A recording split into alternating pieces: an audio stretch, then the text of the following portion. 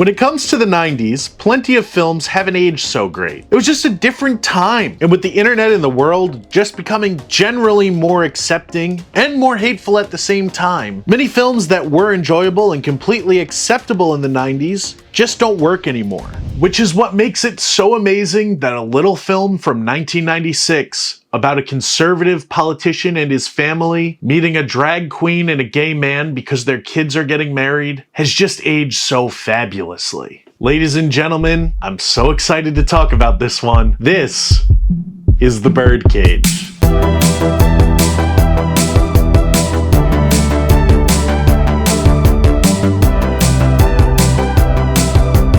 Greetings, Designing Hollywood movie fans and beyond. I am your host, Oliver Ricketts. The Birdcage is a special film because it's a unique example of a movie that was very topical when it was released, only becoming more topical as time moves on. Topics of political divide in the United States, LGBT issues, a look at modern families in this landscape. It's fair to say that our views on all of these subjects have changed significantly since 1996. But somehow everything that this movie had to say back then still rings true today in 2024. And in addition, while I view this movie as culturally significant and kind of an important film socially, it's also just one of those movies that is an absolute joy to watch that I could put on at any time. I'll probably watch it when I'm done recording this. Every scene is just overflowing with slapstick comedy mixed with genuine and real love in every single frame. It's first and foremost a really sweet film. Of course, I may have a personal bias to this movie, admittedly, because it is my wife's favorite film of all time, and as such it plays in our house quite often. Some of you who know who I am know that I've made videos for over 10 years, and my wife is in a lot of them. And in those videos we've talked about movies quite often. And so we've covered The Birdcage before. We are very passionate and intense movie fans, to say the least. We love interacting with the film community, and we love taking a movie and dissecting it, breaking it down to all of its little parts. So when we really love a film,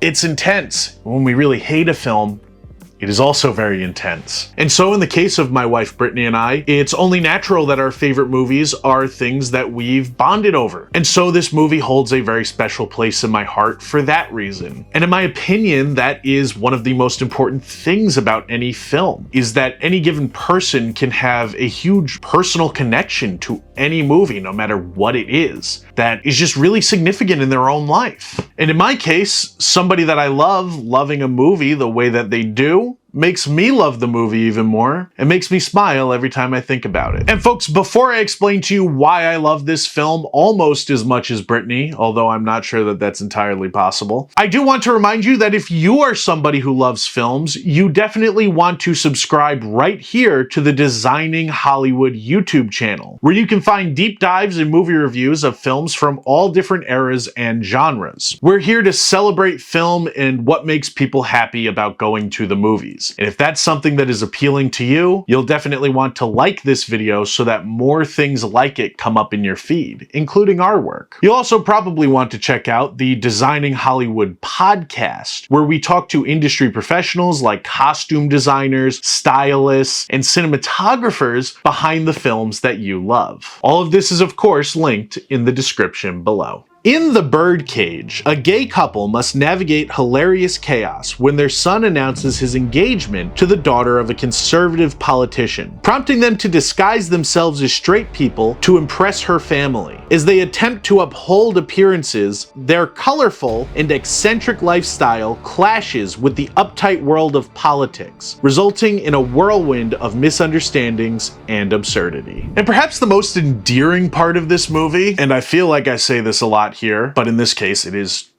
completely true, is the absurd charm of the entire cast. Robin Williams and Nathan Lane are so believable as a couple who have been in love and had a long and complex partnership with each other. Their entire relationship feels so relatable, despite their flamboyant and sometimes over-the-top personalities. And even if you're nothing like them personally, you could only ever hope to be that happy and that genuine with your significant other, no matter what walk of life you are from. In one of the film's best scenes, Robin Williams asks Nathan Lane to join him in a domestic partnership after a long argument they had been having. But he doesn't do it to end the argument. He does it because he genuinely loves him and feels that they aren't connected in that way, and that's hurting Nathan Lane. And this scene is one of the best, most romantic and intimate scenes that I've seen in any movie. What does it matter?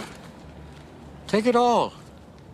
I'm 50 years old. There's only one place in the world I call home, and it's because you're there. So take it. What difference does it make if I say you can stay or you say I can stay? It's ours.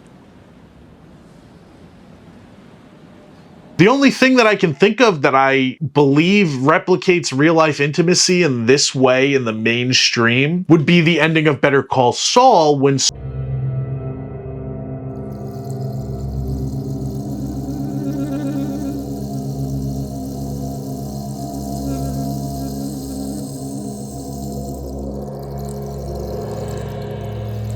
And so any empathetic person with a heart will just melt at this. But at the same time, that's not to say that it's lovey-dovey all the time. They're also a terrific odd couple comedy pairing. Nathan Lane's helpless demeanor, while also being a stuck-up diva who thinks he is who he is all the time, makes for some of the film's funniest moments. Oh, God, I pierced the toast! So what?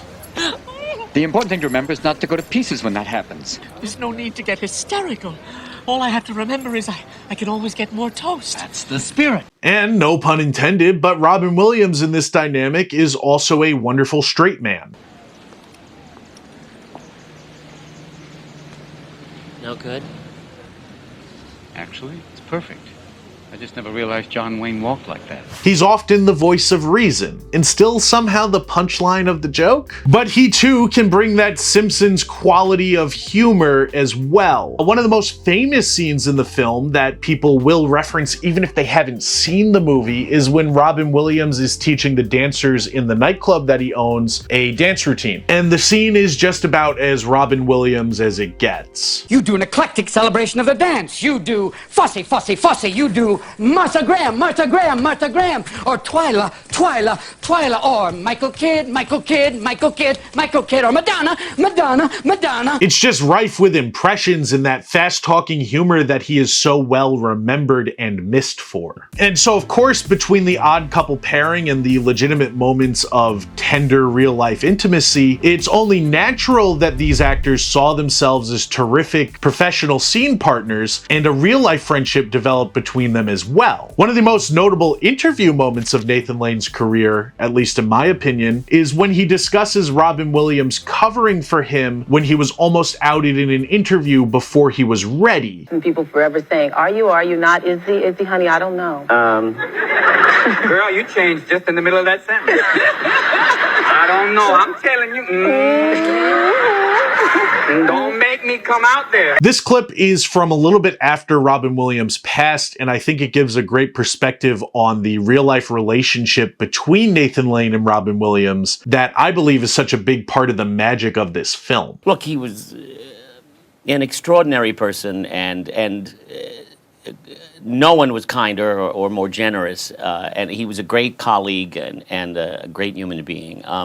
You know, he was just so generous to me. Yeah. The warmth between them just reminds me of my relationship with my wife. And it's also a great element of the film's LGBT equality message that works the best. It's a reminder that we're all just human beings trying to make this life thing work and find connection with other people. And it's important for films that are not preachy to come out and give this message. so that we as a society don't forget. Conversely, one of my favorite movie villains of all time is Gene Hackman as Senator Keeley, who is admittedly a pretty transparent take on Richard Nixon. And so much of this hilarity is dependent on Gene Hackman, who is delightfully dry and will remind you of any number of politicians that have been in power in your lifetime. My favorite element is when he gives these long, meaningless speeches that are just full of buzzwords that you know are supposed to appeal to voters. It's almost like he can't turn it off in his real life because it would play great on TV. It's just so magical to me to come from the north, where it's cold, to the south, where it's warm. And it's perhaps not surprising that this performance pulls so much from Richard Nixon, because the late president not so long before had added Gene Hackman to his list of known adversaries, which is a really interesting part of political history that could be an entirely different video on another channel altogether. And part of this movie's long-lasting quality is how somebody could take this character and not only see him as Richard Nixon, but see him, whether it be unfortunate or not, as any number of politicians that exist in the real world. It feels like this movie could have been made yesterday, and this character would be just as relevant as he was then. One character that we can all agree on, though, is Hank Azaria's Agador Spartacus. Call me.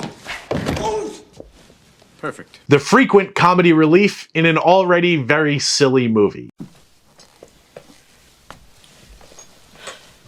There's just so many quotable lines and times when this character unintentionally makes the situation worse that this silly little performance actually becomes one of the most important parts of what makes this movie go and the chemistry between the entire cast. And folks, if you want to see great movies, including this one, check out our sponsor, Gardena Cinema, who are frequently doing screenings in Southern California of movies from all different eras and genres. Earlier this month, they even played the Birdcage, and it was such a great, fun event and atmosphere to experience this film in. Like I said, they're holding events like that all the time, so I'll be leaving a link to their website and Instagram so you can check out their schedule and maybe make a night out at the movies for yourself. For Designing Hollywood, I'm Oliver Ricketts, and until next time, get out there and go see a movie.